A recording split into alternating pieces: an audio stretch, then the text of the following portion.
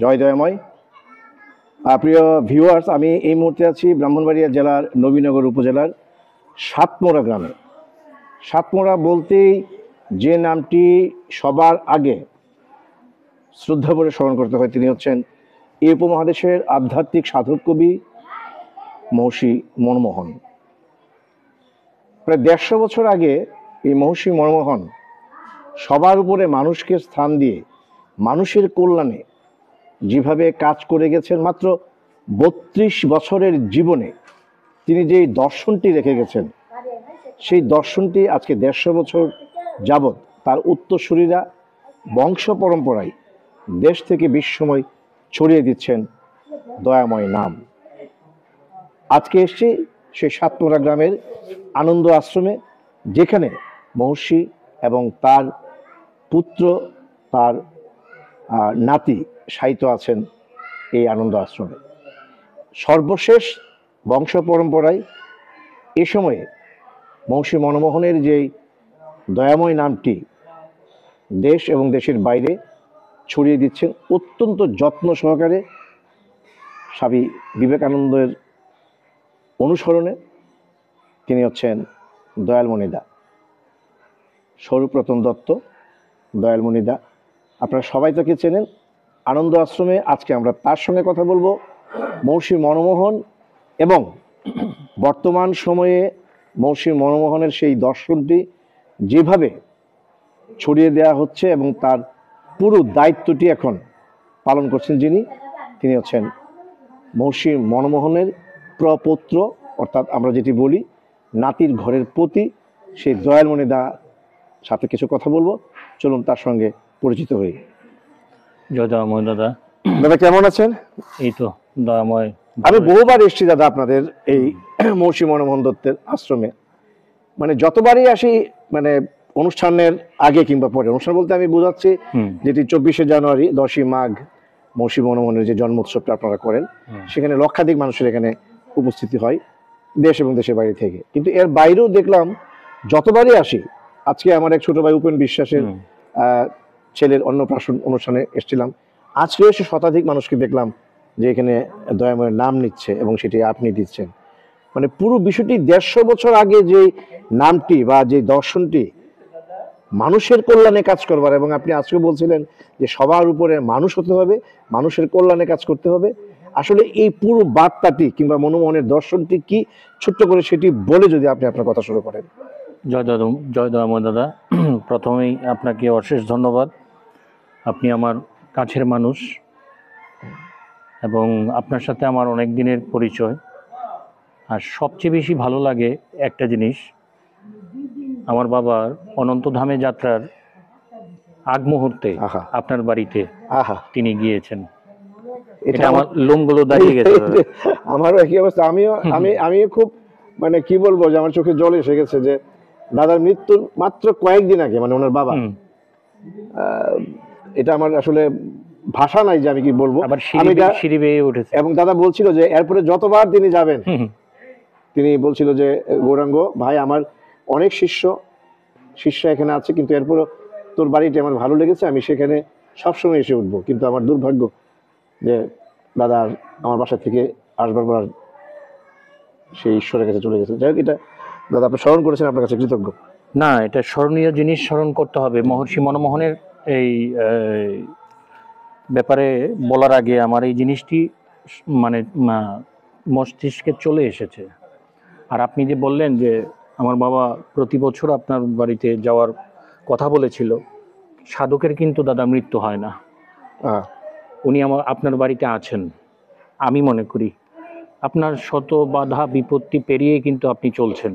একদম একদম। এরকম একজন সাধকের হাত যদি আপনার মাথায় না থাকে, চলতে পারতেন না।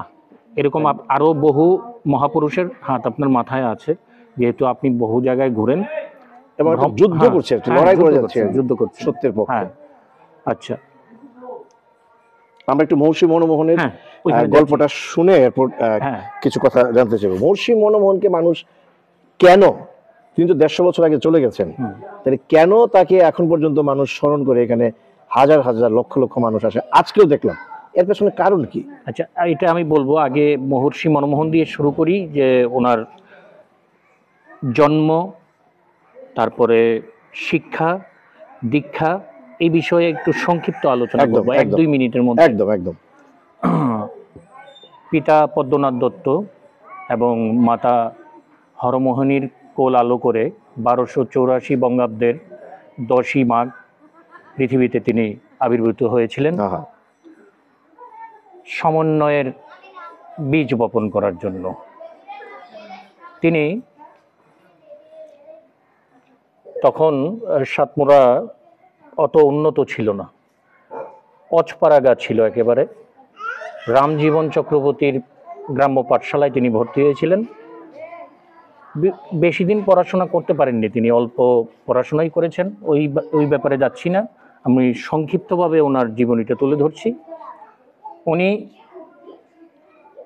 18 বছর বয়সে তিনি অবতার মহারাজ আনন্দ স্বামীজির চরণাশ্রয়ী হয়েছিলেন এবং সেখান থেকেই তিনি সাধনার শক্তি অর্জন করেছিলেন।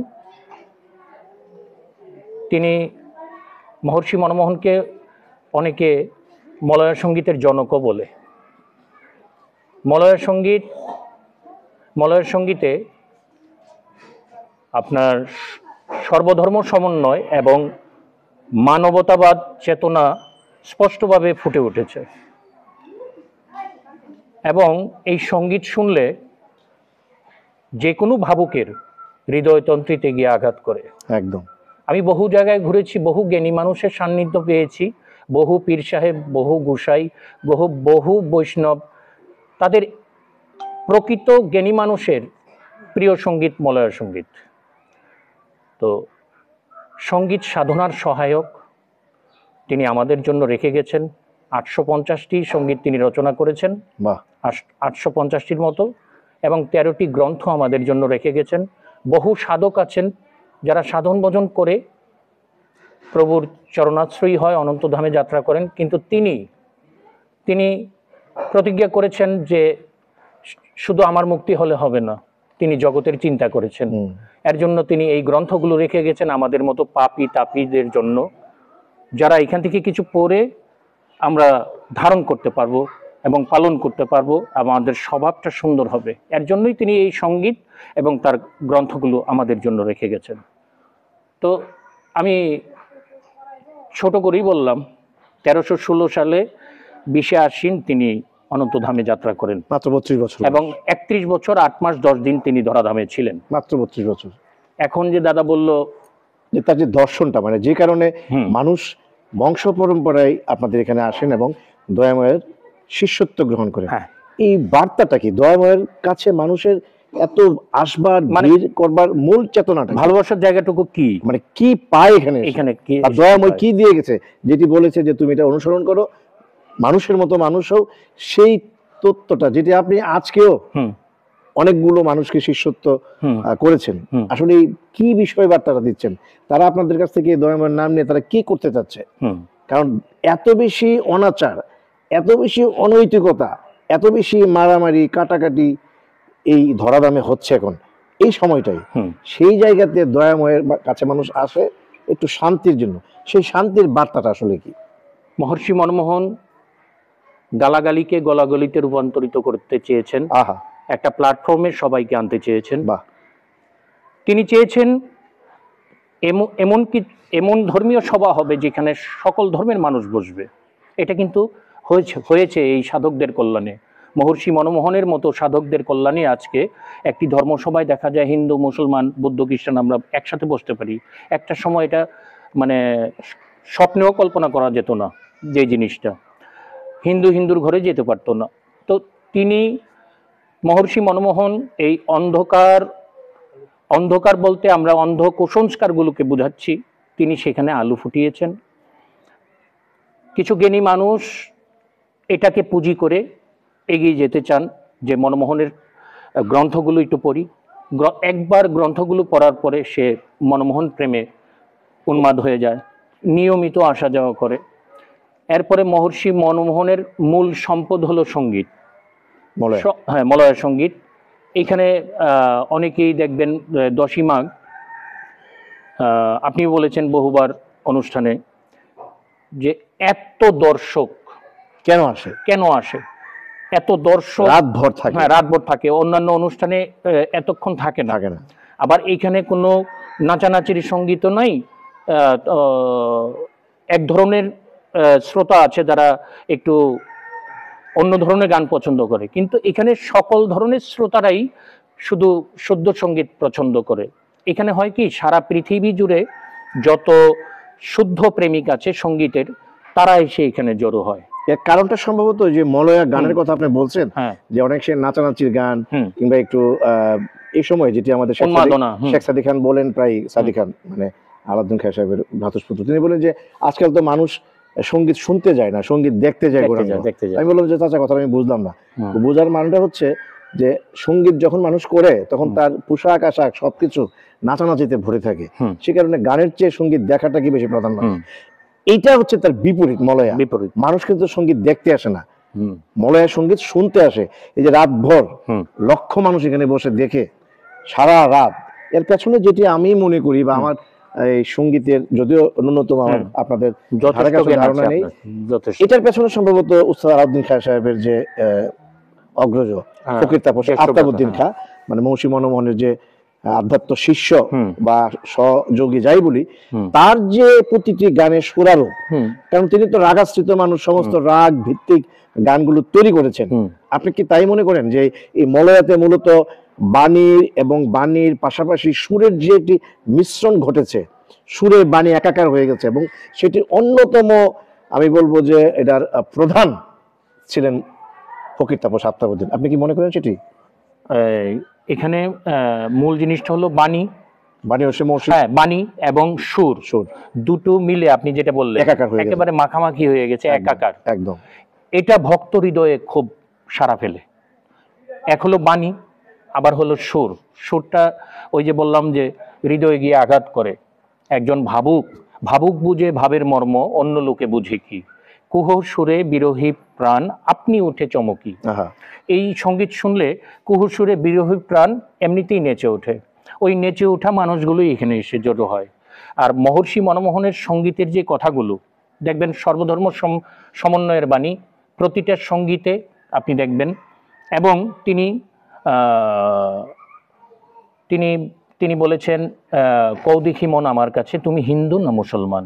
একটু যদি মৌসির সুরে যদি আমরা এই দুটো কথা যদি শুনতে চাই, যেহেতু এখানে আফতাবউদ্দিন খাঁ সাহেবের কথা এসছে, এই যে কৌদিখি মন, মানে আফতাবউদ্দিন খাঁ সাহেব এই বাণীতে সুরটা কিভাবে দিয়েছে? আমি কথাটা শেষ করে চলে যাই। আমি গুণাকর আফতাবউদ্দিন খাঁ, যার নামের আগে গুণাকর না বললে অন্যায় হবে, তিনি মহর্ষি মনমোহনের একজন সুসন্তান ছিলেন। মহর্ষি মনমোহন এমনও সময় গেছে তাকে কুলে নিয়ে নিয়েছেন, তাকে আত্মা বলে ডাকতো। আবার ওনার স্ত্রী ওনাকে কালা বলেও ডাকতো, মানে কৃষ্ণ বলে ডাকতো। তো কেমন প্রেম ছিল ওদের মধ্যে, এটা দেখেই কিন্তু বহু সমাজের মানুষ এটা নিয়ে অনেক গঞ্জনা লাঞ্ছনা মনমোহনকে দিয়েছেন। আমাদের মানে ধর্ম দুইটা ছিল। হ্যাঁ, ধর্ম দুইটা ছিল। আর ওই সময়ে তো আমাদের এখানে একজন কালী সাধক ছিলেন, তিনি অনেক সঙ্গীত রচনা করে গেছেন, ধরণীপাল। তো ওনার কাছে একদিন মনমোহনকে ডাকাইলো, ওইখানে সবাই বসে আছে, আমি ছোট করে বলছি, এটাও জানা দরকার সকলে। তো মনমোহনকে ডাকাইছে খুব অশ্রদ্ধাভাবে, এই তোরে ডাকে ওইখানে। তো মনমোহন গেছে, সবার বসার জায়গা আছে, মনমোহনের নাই। তুই তো বংশের কুলাঙ্গার, অপদার্থ, তুই মরলে তো তোর নাম কেউ চিনবেও না, তুই এইভাবেই কি জীবনটা কাটাইবি? তোর জন্য তো আমাদের গ্রামের বদনাম হয়, তাহলে তুই এই গ্রাম থেকে বেরো। তো মনমোহন অনেকক্ষণ ধরে সকলের গালাগাল মানে শুনতেছি, লাস্টে বলছে, আপনাদের কি শেষ হয়েছে? বলছে, কার কি কমু, তোর ভিতরে চেতনা নাই, চেতনাহীন মানুষরে গাইলেই কি হবে? তো মনমোহন বলছে, মোটামুটি শেষ হয়েছে। হ্যাঁ, যা শেষ হয়েছে আজকাল লিগা। আমি একটা কথা বলবো, এটা বলে চলে যাব। মনমোহন বলছে, হাতির পেটে নারী ভরি, ঝিনুকের পেটে মুক্তা। এই কথাটা বোঝার মতো কিন্তু ওই মানুষগুলো এত জ্ঞানী ধারণ করবার ক্ষমতাই ছিল না, যে হাতি, এত বড় হাতি পেটের ভিতরে নারী ভরি, কিন্তু এতটুকু একটা ঝিনুক ঝিনুক, যে ওই ঝিনুকটাই হলো মুক্তা আফতাবউদ্দিন, গুণাকর আফতাবউদ্দিন খার কথা বলেছে। এই দেখেন দাদা দাঁড়িয়ে গেছে, মানে গুণাকর আফতাবউদ্দিন খাকে তিনি কতটুকু ভালোবাসতেন ওই ঝিনুকের কথাটা তিনি বলেছেন। আসার সময় তিনি একটি সঙ্গীত রচনা করেছেন। আমাদের কিন্তু এই মহর্ষি মনমোহনের প্রত্যেকটি সঙ্গীতের পিছনে একটা গল্প আছে। যেমন আসার সময় উনি ক্রন্দনরত অবস্থায় ওই যে আফতাবউদ্দিনকে ওইখানে গালাগাল করেছে, এটা ওনার সহ্য হয় নাই, বলছে আমাকে বলো। আসার সময় ক্রন্দনরত অবস্থায় একটি সঙ্গীত রচনা করেছেন, যাব না সজনী আর সে দেশে, যে দেশে মানুষের সাথে মন নাহি মিশে, স্বদেশে পড়িয়া রব বিদেশে আর নাহি যাব, অনিমিষে মিশে রব বাঁশি বাজায় কে এসে। বাঁশিটা বাজাতো গুণাকর আফতাবউদ্দিন। একটু সুরে যদি যাব না সজনী আর সে দেশে, যাব না সজনী আর সে দেশে, যে দেশের মানুষের সনে আমার মন নাহি মিশে, যাব না সজনী আর সে দেশে, সে দেশে গো সে দেশে, যাব না সজনী আর সে দেশে, স্বদেশে পড়িয়া রব আমি বিদেশে আর নাহি যাব, স্বদেশে পড়িয়ে রব বিদেশে আর নাহি যাব, অনিমেষে মিশে রব বাঁশি বাজায় কে এসে, যাব না সজনী আর সে দেশে, সে দেশে গো সে দেশে, যাব না সজনী আর সে দেশে। এই হচ্ছে আফতাবউদ্দিনের সুর, যে সুরে মলয়া গান যেটি বলছিলেন 850টি, এই প্রতিটি গানে সুরারোপ করেছেন গুণাকর আফতাবউদ্দিন খাঁ। এবং আপনারা সবাই জানেন সেই আফতাবউদ্দিন খাঁ হচ্ছে বিশ্বখ্যাত সঙ্গীতজ্ঞ, যিনি শাস্ত্রীয় সঙ্গীতকে সারা পৃথিবীতে ছড়িয়ে দিয়েছিলেন এবং যাকে শাস্ত্রীয় সঙ্গীতের জনকও আমরা অনেকে বলতে শুনি। তিনি হচ্ছেন সুর সম্রাট, ব্রিটিশ সরকার যাকে উপাধি দিয়েছিলেন সেই সুর সম্রাট উস্তাদ আলাউদ্দিন খাঁ, যাকে অনেক সঙ্গীতজ্ঞরা বাবা বলে ডাকেন, বাবা আলাউদ্দিন খাঁ। সেই আলাউদ্দিন খাঁ যার কাছে হাতে খড়ি নিয়েছিলেন সঙ্গীতে, তিনি গুণাকর আফতাবউদ্দিন, এবং সেই আফতাবউদ্দিনই হচ্ছেন মহর্ষি মনমোহনের আত্মার আত্মীয়, তার সবচেয়ে বড় শিষ্য। প্রতিটি গানে তিনি সুরারোপ করেছেন, যেটি এইমাত্র আমরা একটি গান শুনলাম। আমি একটি কথা বলি দাদা, আমি আজকে কিন্তু অন্যান্য ইন্টারভিউ অনেকে নিয়েছে, অনেকে, আজকেরটা ইন্টারভিউ না, এটা আমাদের কথোপকথন, আবেগ, মনের আবেগ। আমি আজকে যেই কথাগুলো বলছি আমার মনে হয় আমার বাবা এখানে বিরাজমান আছে, কারণ আমি যেই তথ্যগুলো তুলে ধরতে পেরেছি এটা অনেক কিছু, কারণ এইভাবে সম্পূর্ণ তথ্যভিত্তিক কথা সবসময় আসে না, কখনো বলেন না। এটা নিশ্চিত যে সুধীর দত্তের ছেলে বিল্লভূষণ দত্ত আমাদের সামনেই সাহিত্য আছেন। আমারও বিশ্বাস দাদা, আমি আপনাকে স্পর্শ করে বলছি, হয়তোবা বাবা বিল্লভূষণ দত্ত আমাদের আশপাশেই আমাদের মুখ দিয়ে এই কথাগুলো বের করাচ্ছেন, এটা সত্য কথা। তিনি না থাকলে হবে না, এটা হতো না। দাদা আমরা শেষ করব, আজকে আমার একটু কথা আছে দাদা।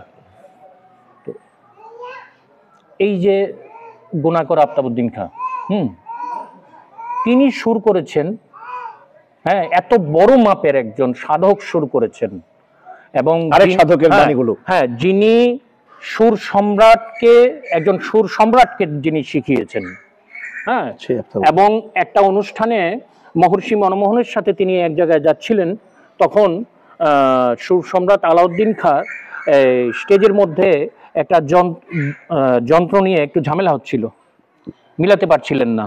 তখন তিনি বলছিলেন যে বাবা একটু আমাকে সুযোগ দেন, আমি একটু স্টেজে যাই, সময় দেন। তুই তো স্টেজে যাওয়ার মানুষ না রে, আর তোর স্টেজে গেলে উঠতে দিব? জামা টামা তো ছিঁড়ে আছে। যথারীতি স্টেজে উঠতে দেয় নাই।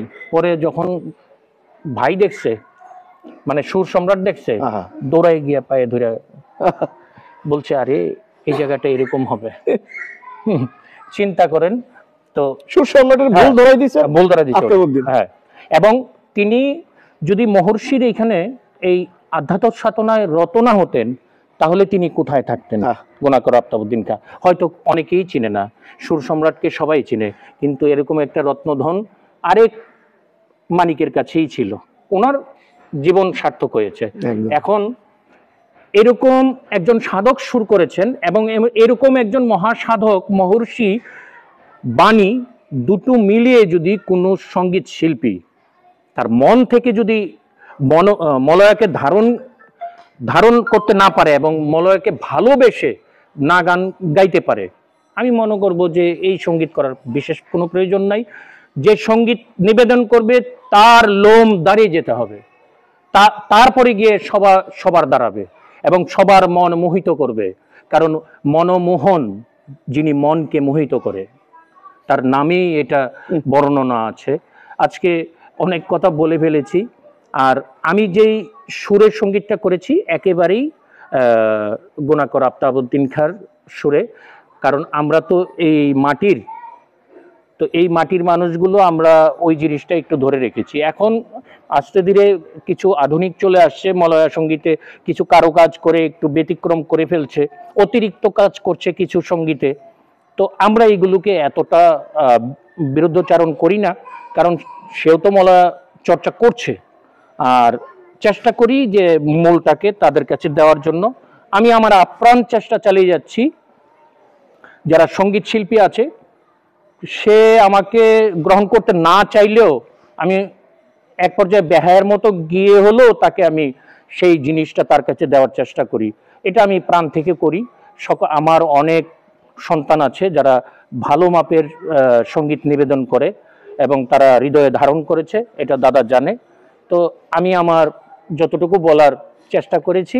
জয় দেওয়া সকল। আমার শেষ প্রশ্নটি হচ্ছে যে আজকে আমি নিজে স্বচক্ষে যেটি দেখলাম আর কি, আপনি যে কয়েকজনকে শিষ্যত্ব হিসেবে গ্রহণ করেছেন, নাম দিয়েছেন, মানে তাদেরকে আপনি মেসেজটা গিয়ে দিয়েছেন, এই যে তারাও তো আবার 10 জনকে গিয়ে বলবে, আবার 20 জন 50 জন আপনার দয়াময় নামটা নিতে আসবে। জরুরি কথা, এই মেসেজটা একটু আপনি জানাবেন, এটা দেশ বিদেশের মানুষ জানবে যে কেন মহর্ষি মনমোহন দত্তের এই আনন্দ আশ্রমে এসে তার শিষ্যত্ব বা তার দয়াময় নামটি এই দেশ থেকে বিশ্বময় ছড়িয়ে দিচ্ছে।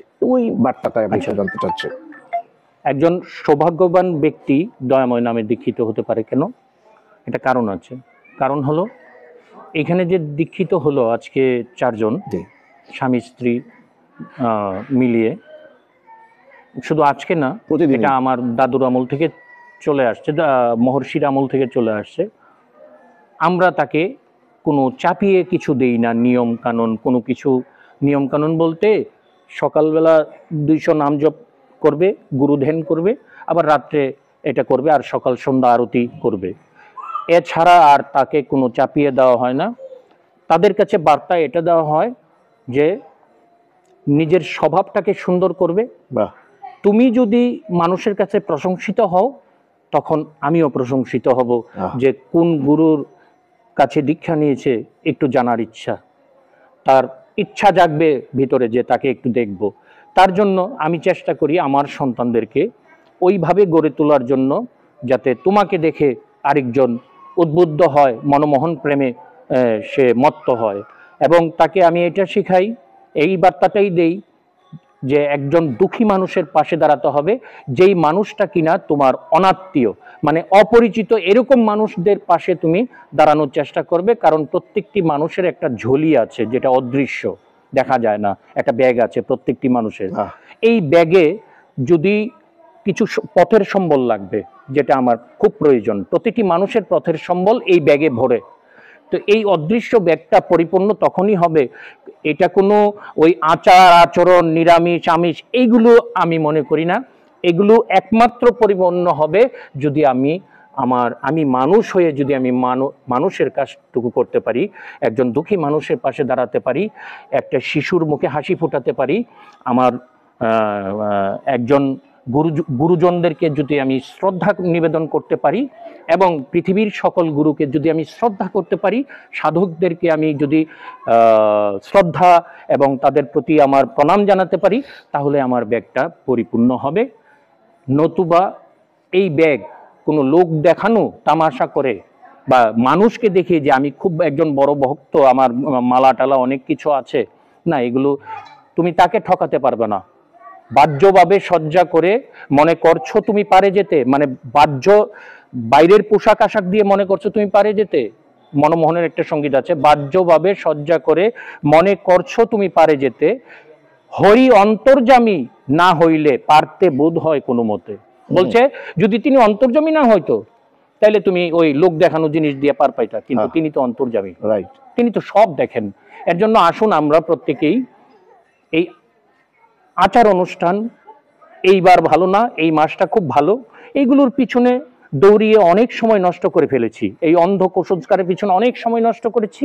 এখন মানুষের মতো মানুষ হই, সময় নষ্ট না করি, প্রভুর প্রেমে মত্ত থাকি, মানুষের কল্যাণে নিজেকে নিয়োজিত করি, এবং প্রত্যেক সাধকগণদের বাণীগুলো যেন তাদের লেখা, যেন তাদের বাণী যেন সার্থক হয়। একমাত্র সার্থক তখনই হবে আমার মতো আপনার মতো পাপি তাপিরা যখন এগুলো গ্রহণ করে তারা সঠিক মানুষ হিসাবে তারা মৃত্যুবরণ করতে পারবে।